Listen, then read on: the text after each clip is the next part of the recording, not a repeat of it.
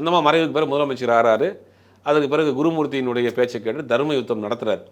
பாஜகவுடைய தூண்டுதலால் குருமூர்த்தியினுடைய பேச்சை கேட்டு தர்ம யுத்தம் நடத்தி என்ன நடந்துச்சுன்றது எல்லாருக்கும் தெரியும்.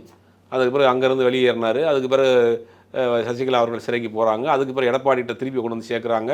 முதலமைச்சராக இருக்கிற துணை முதலமைச்சர் ஆக்குறாங்க. கட்சியுடைய ஒருங்கிணைப்பாளருக்கு இணை ஒருங்கிணைப்பாளர் ஆக்குறாங்க. இப்படி மாறி மாறி போகுது.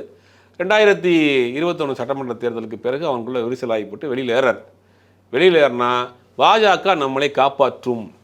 ஏன்னா பாஜகனால தான் நம்ம இவ்வளோ தூரம் வந்திருக்கோம். நம்ம மறைவுக்கு பிறகு இவர் முழுக்க முழுக்க தீவிரமான பாஜக விசுவாசியாக மாறிட்டார். அந்த அம்மா இருக்கிற வரைக்கும் இவர் வந்து அந்த அம்மாவினுடைய விசுவாசி.